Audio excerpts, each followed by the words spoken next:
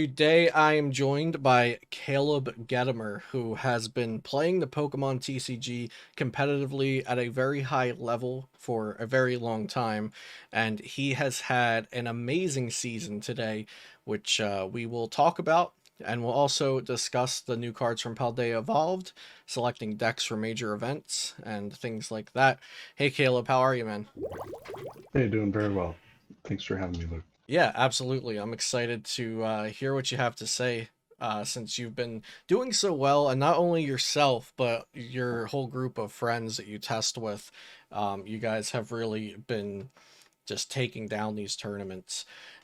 So, looking at your 2022 to 2023 season, you've had 10 regional placements and one IC placement. Starting out the season, of course, we had like the mid-season rotation. So, how did the mid-season rotation affect kind of your momentum and your testing and stuff? Yeah, so that was right before EUIC, which you would typically be used to already playing with a new set, so it's going to be a bit of a big change regardless. So I don't want to say it was that much. However, on the like motivational side, for the first 2 to 3 tournaments before EUIC, it was very hard to stay focused Right. and want to compete in the moment. Um, which led to playing Lugia once. But towards the end there, yeah, it was sort of phoning it in, which is a little unfortunate. I still gotta say I prefer having the rotation like at the end of the year, just kind of as a full on reset. Right. But it was kind of it was an interesting twist. Yeah, for sure. So you started out the season at Baltimore playing Mewtwo v Union Control for a top 32 placement. And then after that, Regigigas for a top 8 placement at regional championships. So selecting a deck like Mewtwo v Union Control, or just a control deck in general, most of the time control decks are very meticulous to pilot and also meticulous to decide which cards need to be in the deck. So how did you decide that control was, first of all, control was a good play for the game, for the tournament, and for the field? How did you practice the deck, and how did you decide what cards needed to go into it? Yeah, that one was fun and actually one of my probably favorite, at least the day one side of things, favorite runs of the year.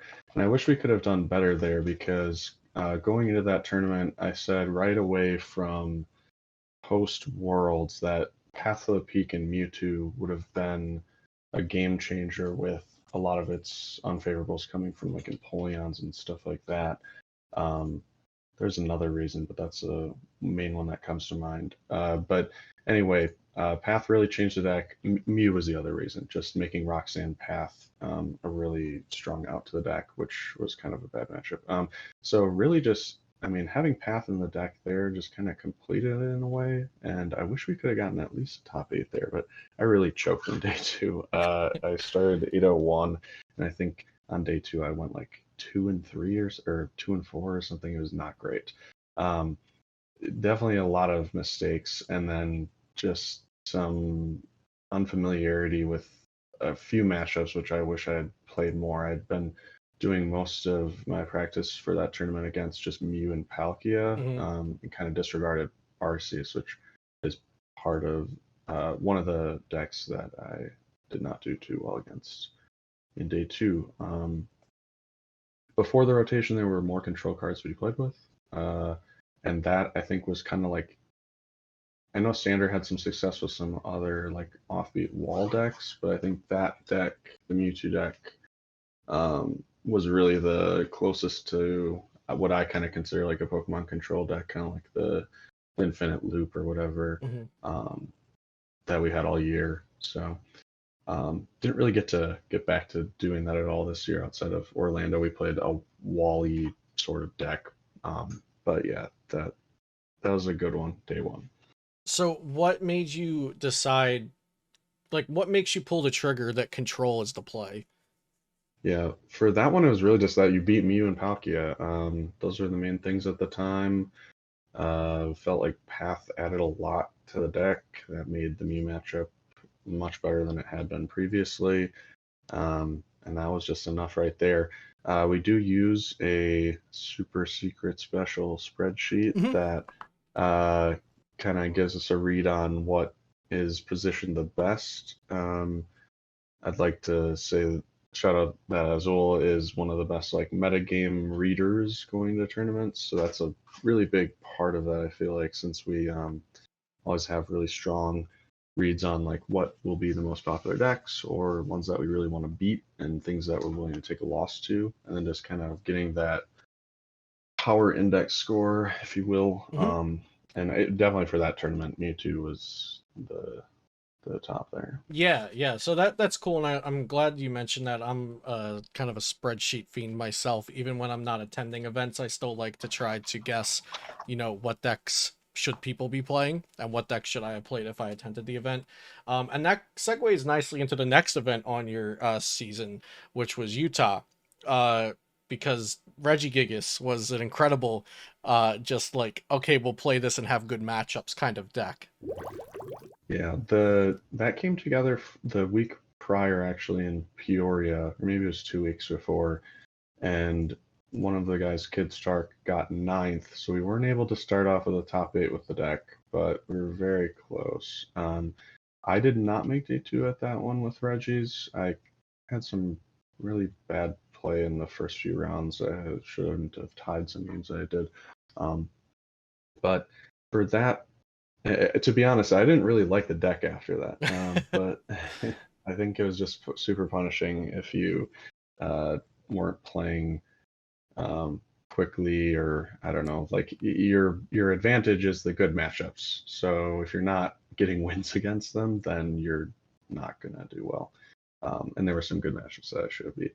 But again, just the field looked good for that one. What were the decks at the time? Palkia, Kyurem. I think for Salt Lake we added like another path, which made the Kyurem matchup a little better since Empoleon was super annoying there. Um, and then outside of that, Giratina. can't remember. Giratina was another one. Yeah, so around that time, Reggie started to sort of get pecked for. I believe the Giratina list sort of some of them started playing Temple of Sinnoh, Mhm. which was not great. But up to that point, most of them did not, and I would say the vast majority of them still didn't at the time. So that was another good matchup. But yeah, that deck was not. There wasn't a lot of room for like big brain plays or anything. You just kind of like set up and hopefully win against the good matchups. But that was a time where it was just like miles above the other things in our mind, and we went with that.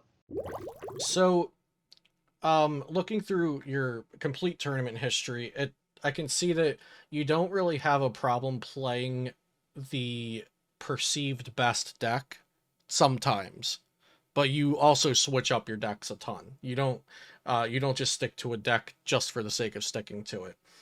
What's kind of the decision making process when you have a deck like Lugia in the Silver Tempest format, or a deck like Gardevoir is perceived to be now in the Paldea Evolved format? What stops you from just playing the best deck?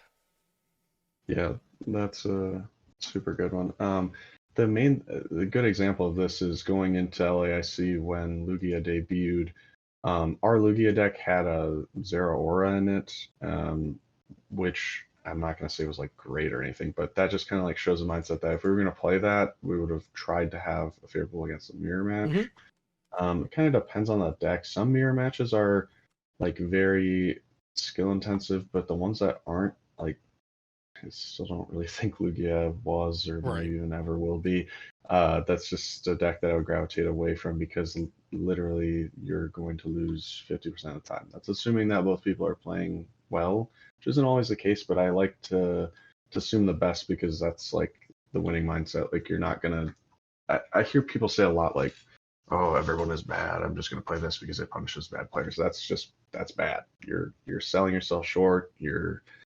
Maybe sometimes it'll work out, but that there's lots of roadblocks. Also with like sticking to the same deck. Like when you stick to the same deck, you're not expanding your repertoire and like being able to adapt to new things. So I don't know. I've always liked to switch it up. I mean, I like to play the deck that's positioned the best with the best matchups. It's almost never, even if I'm uncomfortable playing the deck like Reggie's in the case of Salt Lake, I didn't really want to play the deck, but um, it, it the data was there and it made sense. So, we talked about selecting different decks. You selected Lost Zone Box 7 times for day 2 placements this season. And a handful of those were 2 second places and a third place. The second places being pretty recent. Um, Now, if I'm not mistaken, 6 out of 7 of these placements were with Kyogre in the deck. And then the most recent one was without Kyogre. What caused that change? Because your group had been the Kyogre group. You know, you even went so far as to in Milwaukee playing 4 Energy Recycler with your Kyogre, going full in on that strategy. What was the difference between Milwaukee and Fresno? Yeah. Just within a week, I mean, we had 3 top 8 placements. It could have been 4 if someone didn't lose a win in Milwaukee. But it kind of just felt like Manaphy was finally gonna see some play in Mew, which might not seem like that big of a deal at first, but it really is because if they play it, then you're proccing their Roxanne if you KO it. Also, you're really at the whim of like when they put it down. I played the top 8 finisher that had Manaphy in Milwaukee in round 13, and I lost the first game big time. I actually offered a tie before the match, which he declined. He was like, And I then have I Manaphy. lost. I know what you're up to. Yeah, and he had also just beat Grant pretty bad. Okay. But then in the second game, I was actually able to get Kyber off, I believe, on the 3rd turn, which sounds pretty crazy. It is possible, though. It did involve using Pokestop and then vacuuming my own, which had been in play from the previous turn, And then then using playing another another. one and using Nice. it again. But I was able to do that, I believe, turn 3 before Manaphy was actually down. He even cited that Manaphy was in his hand, which is kind of funny. And there was an open bench spot. But yeah, that does not seem like a winning play moving forward. You're not going to get that turn 3 very often. And just losing a critical matchup like that, and then also with the possibility of Lugia maybe adding in Manaphy, just kind of everything seems super hostile. To be honest, having it in the deck probably wouldn't have affected my losses that much. Like I don't know if I would have done much better with Kyogre in Fresno or not. But I kind of was just down to just play it again. I don't know how that would have went, but we kind of gravitated towards this more turbo list, which was going to try to capitalize against like Arceus decks a little better. Especially some of them started to play Manaphy as well. Lugia matchup was a little rougher going into that one, and then Mew, while probably still not favorable to be honest, we did have Drapion to kind of have a chance there as well. Another thing that you're kind of collateral by is that Lost City was good uh, against Kyogre itself, or just really Lost Box in general. And with the Lost City and most Mew decks, Drapion wasn't as powerful either. This one, I'm trying to refresh my memory. We put it down as unfavorable to Lugia, and then the other tiny edge is that by having the super turbo focus, you were slightly better against the mirror. I never want to say it's not just even because it pretty much is, but you kind of have this like maybe 1% edge where you could get like a Sableye turn faster than them. Right. Sometimes you'll have that pop off that happens, but it's not something you can count on being a consistent for thing. sure. Yeah. And then your Guardy matchup, while I may have not showcased, was slightly better. Again, due to the speed, getting like Sableye a little faster. But outside of that, yeah, I mean, just kind of trying to hold the line with the matchups that we already had favorables to, while not just the Kyogre deck can kind of shoehorn itself into lines where you're reliant on using the Kyogre and then just not having that possibility because of mana fee is not something that I really wanted to expose ourselves to. Yeah, for sure. So, now you've been playing for a really long time, and something I hear a lot is talking about how to decide what a matchup actually is like, how to conceptualize how to play it, but also when you're, when you're doing spreadsheets, when you're just writing down, I think I have a favored against this and unfavored against this. How do you determine your matchups? Do you actually play all of them? Do you play with each deck? What's it look like? Yeah, I'd love to say that I was able to play every deck, but that's pretty much not the reality for most people. Right. A lot of it is like kind of knowing how matchups against similar decks in the past went. Um, some archetypes have been around for a while, like Arceus decks, so a lot of that is kind of like carried over, and then you kind of decide like, okay, are we swinging this one way or the other based on what most Arceus decks are typically teching. Also, when you've played a lot, you can kind of like just think things through. It's not perfect, and that's what's kind of fun about Pokemon is that a lot of people disagree sometimes about matchups. Sometimes people are super wrong, but uh, it that is kind of a fun thought experiment. And I mean, it's typically playing the ones that there's group discourse about, Mhm. like someone doesn't agree, and then trying to. It's usually like 10 games that you're looking um, to get out so that you kind of have a better idea of how something goes. Um, it's not always possible though. Right. Yeah, yeah, yeah. So, just kind of a side note. Now that we have left the Scarlet and Violet format, what do you think was the best deck in the format? It's probably the Kyogre deck. Going into UIC, we had talked about it a bit, tried it a bit, and then funny enough, uh, Isaiah Williams and I were just like messing around since we didn't play day two, and we had 4 energy recycler in the deck, and it like got turn 3 Kyogre a bunch of games in a row, which is probably just lucky, but Hmm. that wasn't something we had tried, and I really wish we did because I feel like we could have made a splash, at UIC with the deck, and then instead we had to wait for Portland. Hmm. But yeah, I mean that deck was just like it was just incredibly consistent. The turbo aspect kind of did some things that you wanted out of flashbacks that you hadn't been able to with Kyra in the past. And to be honest, it'd be kind of fun to revisit some of the past formats where Kyra has played because we never played um, that Forest Seal like turbo side of things, and I Right. feel like it really just smoothed the deck over as like more consistent than it really ever had been. Which is kind of funny because you'd think Lost Wax would maybe fall off a little bit with the loss of net, but yeah, How do you decide how far ahead to tech for? So for it's usually just a feeling. I mean, deck does well, certain tech beats deck, then like maybe you just follow it to what might happen there.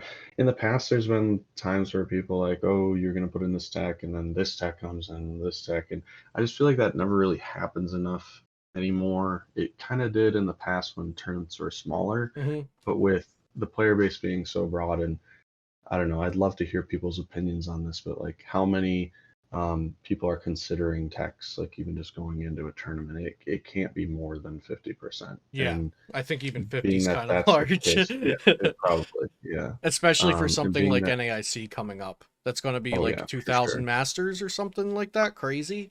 Um, yeah, you have to think like how many people are committed to the competitive aspect of the game, how many people are showing up with a net decked meta deck, how many people haven't even touched a card in 2 months and they're going to come to the event and play. right. So yeah, that all being considered, I feel like you should be focusing more just on like the general matchups of the deck before going down that rabbit hole. I'm making your deck Um, work like intrinsically. just like fundamental stuff, yeah. Cool. So, how do you prepare for a major event in a new format?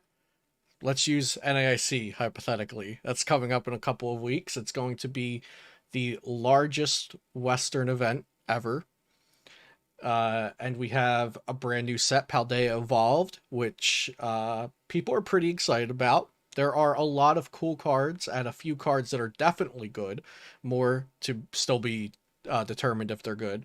And aside from a small special event in Puerto Rico the week prior to NAIC, and of course events in Asia, this will be the debut for Paldea Evolved. So how do you prepare for something like this? Yeah, so I was looking at my like travel planner or whatever yesterday, and I know it's 14 days from now I'll be flying to Columbus. So, um, with from now until then, I kind of discovered over the pandemic that I really don't like playing online. Um, like I got into Pokemon playing the cards, and that's just kind of what I like. Hmm. Not, I do play some digital games, card games that is. So I mean, playing Pokemon online has not been my favorite thing in the past few years. So I don't know if I'm going to do much of that. I do have some local friends here that I was hoping one of them would come over today. It doesn't look like that's going to happen. But yeah, I mean, just playing a little here and there. And then I will get to NAC on Tuesday. So kind of just hammering things out for the most part in the 2 to 3 days before the tournament. Um, would like to have some more practice in that, but it's probably not going to be as much as you might think. Okay. So for the group aspect. Now, of course, I don't want you to, leak any of your guys' special plans or like, this is the full process here, copy paste it. But for someone who has been building their skills and wants to reach that next step to performing really well, how important is having a group of like-minded peers, and what's kind of the process? Like, does one person build the deck and then the other four people test it? Do you all bring deck lists? Do you all bring techs? Like, what works for you guys, and what do you think players should be trying to build in a group? Yeah. Our take on this is kind of unique from what I've seen throughout the years, and I feel like in our case it comes from a place of trust and wanting someone to win, not necessarily yourself. So I see a lot of other teams throughout the years, like someone has their pet deck and they want to run it against their friends, but while they're doing that, they're just thinking about how they can improve their deck. It's Right. not like trying to get their. I mean, and there's also people that have a favorite deck or whatever, and they want to get their friends to play it, kind of just like for the camaraderie, but not necessarily because they want everyone to succeed. Right. The way I usually say Yeah, that to people is there's no point in same 60ing if it's just for the sake of it. Like, if you're gonna same right, 60 with your friends, you should be doing it because it's the best deck, not because they right, made it and it's fun.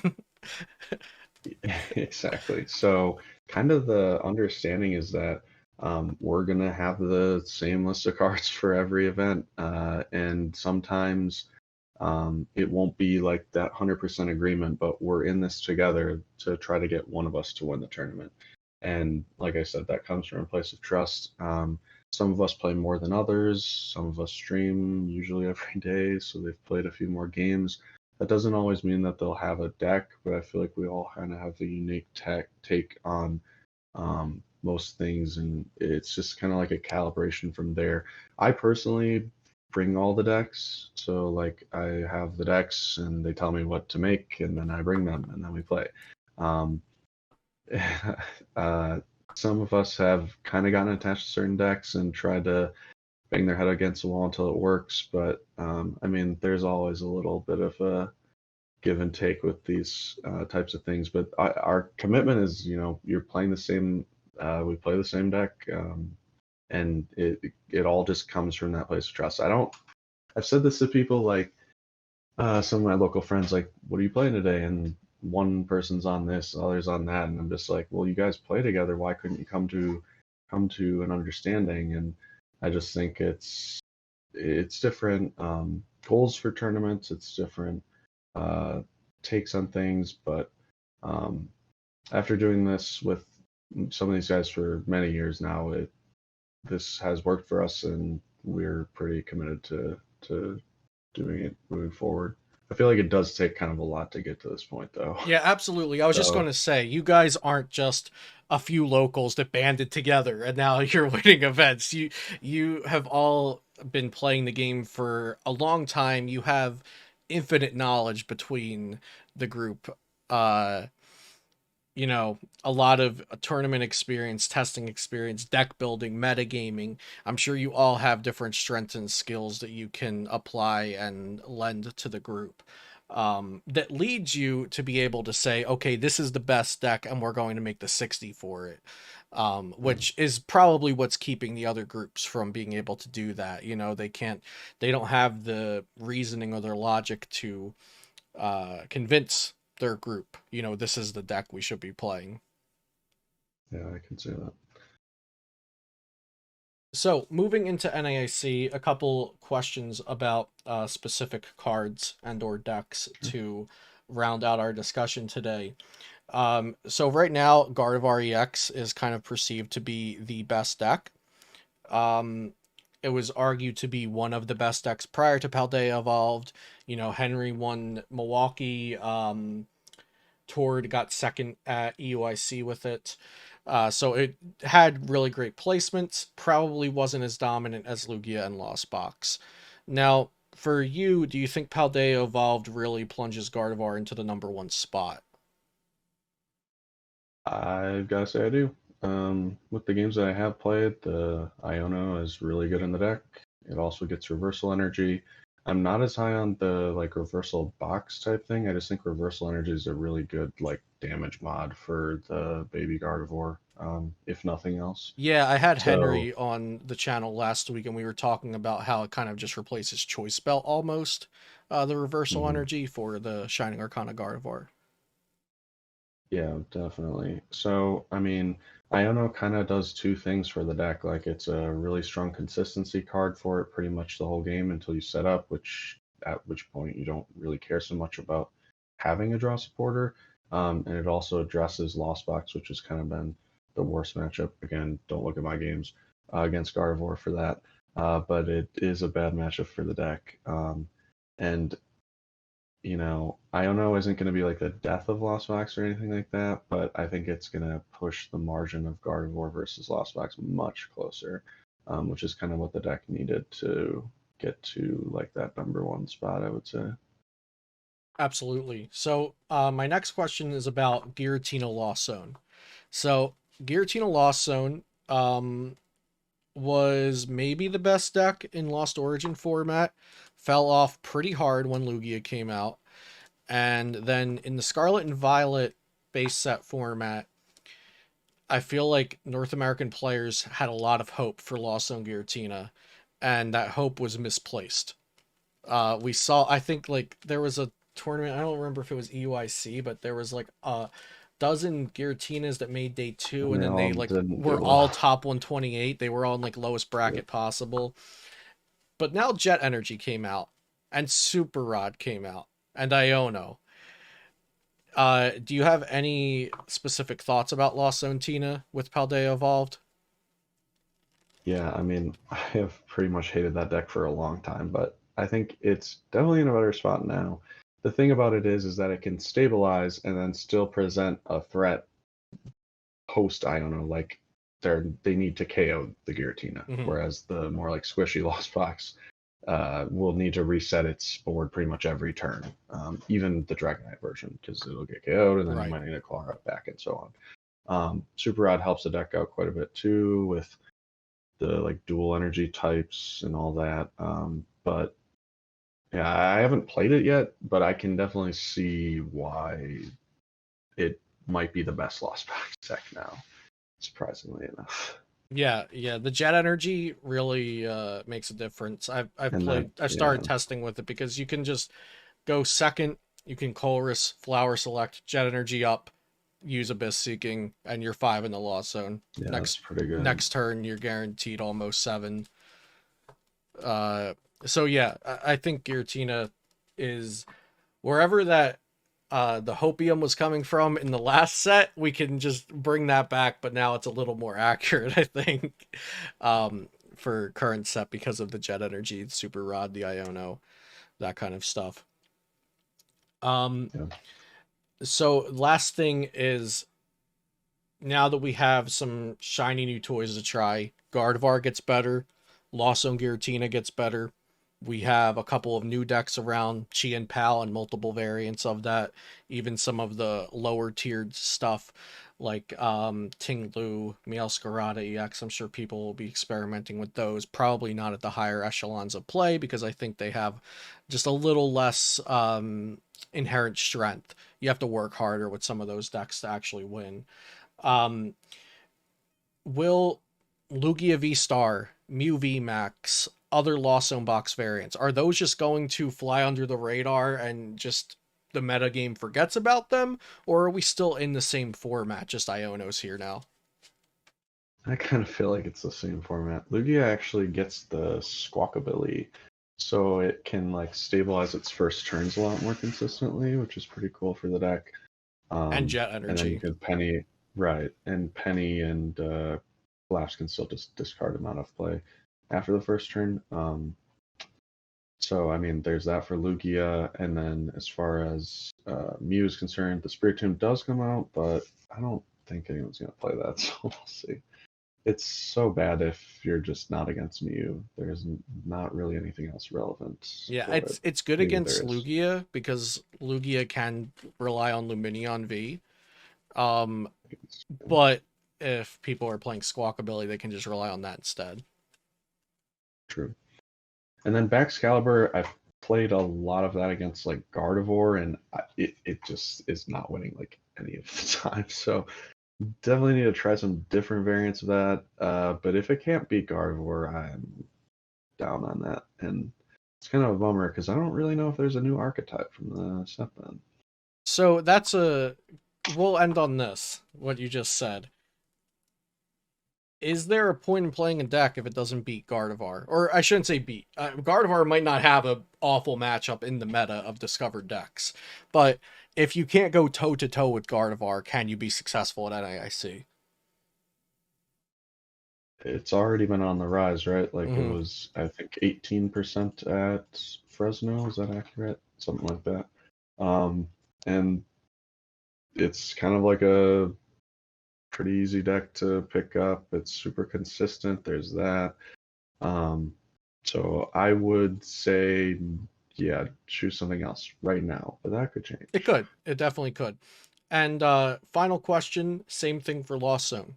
Can you be successful at NAIC if your Lost Zone matchup is questionable to awful? Yeah, maybe. I mean, Iono could just like win you the game. Right. Yeah. Maybe you just throw And Iono into your deck and hope that's enough. true. Yeah, the Giratina, like I said, have not played that. Hmm. Not sure how that's going to work out. It could just be way better now. And then kind of that is the de facto Lost Zone deck. But um, my Kyber stocks are pretty low. Disappointed about that, but hopefully find something new. All right. Well, thank you so much, Caleb. This was a great discussion. I'm sure the viewers will really appreciate everything we talked about today. And I also wanted to ask if you have anyone to shout out, any sponsors, and if anybody wants to find content, coaching, anything you offer, or maybe just your Twitter, go ahead. Sure. I'm sponsored by CGC Cards and Rare Candy, so thank you to them for all that they do for me. And check out my Twitter. It's just my name. Awesome. And do you offer coaching? Nope. You don't. Okay. Awesome. Well, thank you so much, Caleb, and have a great day. Good luck at NAIC.